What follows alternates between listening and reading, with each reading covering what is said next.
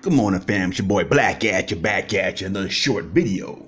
Like I say every morning, drink your moringa, a little bit of moringa, some herbal tea, and some black seed oil, and you will be just fine. That's really all you need, brothers and sisters out there. Well, anyway, this video is going to be about America's new junkies. America's new junkies. Yes, you're like, whoa, new junkies? Yes, new junkies. You know, if you're an old head, you've been around, like for like the 70s and things like that, how when our black people and Latino brothers sisters was on heroin. You know, it was real deep in heroin, especially in New York City, Brooklyn, Harlem definitely. You know, you had kingpins out there, Nicky Bonds, and you had all the guys that did Kirkland, Matthews. And you go on, you watch Our Prophet, you want to hear about the Harlem dudes there that was doing a thing. But anyway, when we was on heroin bad on the streets, nodding and things like that, no one gave a damn about us. Nobody gave a damn about us. All they did was just fill the prisons up, put them inside the prison, make them work like slavery. That's really what it is, you know. Throw little drugs out there and move it. How do you think so much heroin got inside, inside the ghettos? You can't put that shit all on some Italians, because Italians are the low heads, and then you get the politicians, the police politicians, and move on up there. That's allowing this stuff to come inside the hoods. And like I said, they always say, we don't own no boats or planes. No, we ain't fucking airdropping or heroin inside the hood. But anyway, it gets there, and they bring it there. But the whole thing is, when it was there, you saw very few, called methadone centers, where the junkies would go and get these little orange liquids and stuff. I remember I was a little kid saying that, no one gave a goddamn about us. They just let us nod and be fucked up, I remember there was one junkie in Harlem, man, when I was young. His name was a Claw, and he had real big hands and arms like a fucking, some kind of animal in the ocean type shit, a cartoon, a claw type shit, but real shit. This dude really existed. And he said that, they wanted some scientists wanted to pay him like $20,000 whatever for that arm or hand or some shit like that. That was a rumor about it. But this dude did exist. He just one of the famous junkies out there. Just putting his name out there, the Claw from Harlem. If you out there, big up. He's still alive. But anyway, like I say, when heroin was pushed on our communities, no one gave a damn because there was profiting off of it. No one cared about us. Then, 10 years later, we jump into the crack epidemic. Around like 83, I would say like that, it hit the hood, where I'm from, 83. It's like, wow, all that stuff was coming in. It was like, damn, it was out there. It was mostly like you say on the west side of Harlem was booming it, up on Broadway, uptown like Sugar Hill, Dominicans, most of there, before it had the Hispanic brothers out there. They was moving some good work. Had the brothers the black brothers moving some work too. Everybody was getting paid out there. Everybody was eating back then. So it was like cheese lines. They call them cheese lines in front of tenement buildings. Down the whole damn block. Cops rolling back and forth. They ain't doing a thing. As long as they get their cut on Fridays, things are moving. Just let them, use the drugs and do what they got to do. And they do bullshit. We lock them up and send them to prison. Free labor. It was no kind of Senate hearings for us, for the Hispanics and blacks in the ghettos. So we're in dire crisis. This is a national emergency. We need to help these people. They wasn't doing shit for us. Nothing was happening for the people, for our people, the blacks, Hispanics.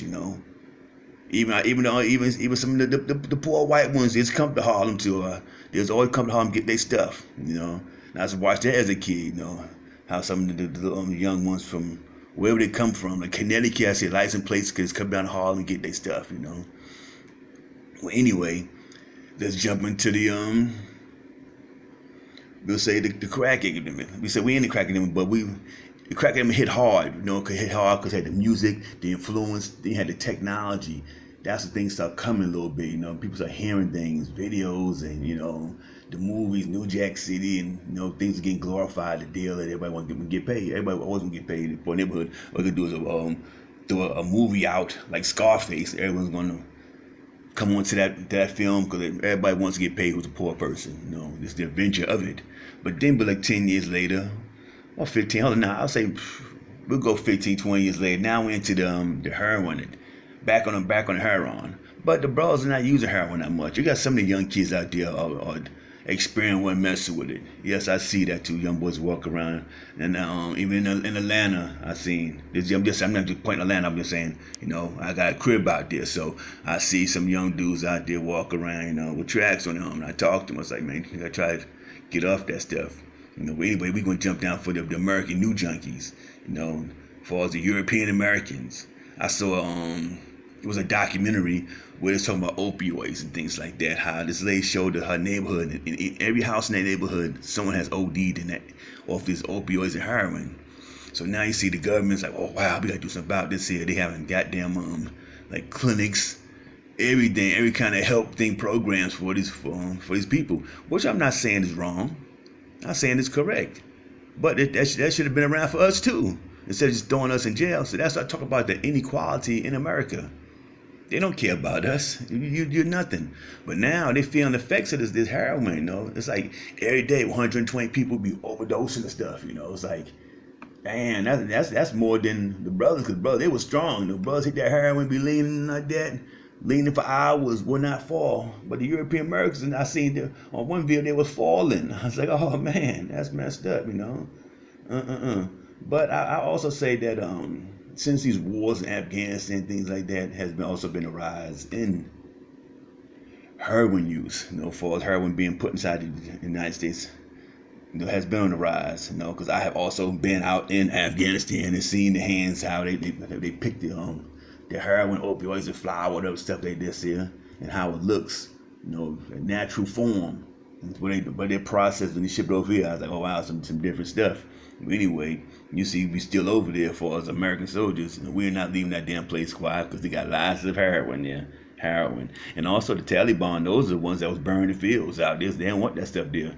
But now you got soldiers guarding the fields. Why are you gonna guard them? The Taliban was burning them. Y'all better think, America. As far as the European Americans, they catching it. They are catching it. You see the birth rates are declining. They're not having babies. Why? Because also with drug use. You look at Alabama and Georgia. They trying to say they want they passed a law already forbidding abortions. Why you want to do that? Why all of a sudden now these two raggedy states, they're talking against abortions. Why? Because mostly European American women are having abortions now, and they're not having babies. So but 20, 25 years, they're going to be the minority, and they're all scared of that. So that's one thing you got to watch out for. Right now, for us, we call it the poor white trash. They coming to more our level now, put it that way, because they're not being cared about. So if you're not from the elite or high class people, you're not really in the game. So that's why the ones that have a little something there, they get these clinics and things and getting help from the government. But like I say, they are America's new junkies, and they're not going nowhere. They're not going nowhere because drugs is not going nowhere, and that's really what built America, and that's what sustains America, and that's the way it is. You have a good day, and I'm out, people.